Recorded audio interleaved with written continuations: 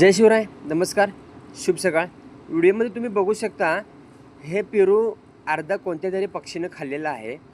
तर मित्रांनो, आपल्या टेरेस गार्डनवरती आहे ना भरपूर पक्षी येतात, जसं की कोकिळा आहे, हमिंगबर्ड आहे, शिंपी पक्षी आहे, बुलबुल आहे, पोपट आहे. तर कोणत्या पक्षीने खाल्लेलं हे माहीत नाही, खरं ही निसर्गाची कमाल आहे. खाल्लं हे मलाही चांगलं वाटलं, कारण थोडं आपण आणि थोडं निसर्गामध्ये हे दिलंच पाहिजे.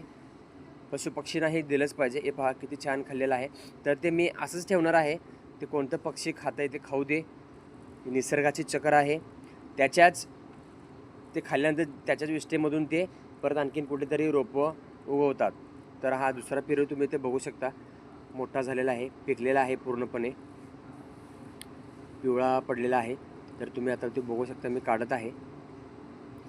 तर आता थोडं ओढल्यानंतर तो तुटेलच, कारण पूर्ण मऊ झाल्याने त्याचा वास येत आहे मित्रांनो छानपैकी. बघू शकता तुम्ही, हे पहा लगेच तुटलेला आहे. त्याच्या बाजूला आणखीन एक पेरू आहे, तो मी 1-2 दिवसाने काढेन. तो अजून थोडासा कच्चा आहे. आणखीन काय पाहिजे मित्रांनो, एक मूठभर पेरू वाढलेला आहे, काहीही न वापरता पूर्णपणे नैसर्गिकरित्या पिकलेला पेरू आहे. चॅनलमध्ये मी आधी व्हिडिओ सेंड केलेलेच आहेत या पेरू झाडाबद्दल, तर तुम्ही चॅनलमध्ये बघू शकता. पेरू किती निरोगी आहे बघा तुम्ही. आणखीन भरपूर पेरू आहेत. 2 सीझन काढून झालेला आहे, तर हा तिसरा सीझनला पेरू आणखीन भरपूर आहेत. तर चला पुढच्या व्हिडिओमध्ये भेटूया. धन्यवाद.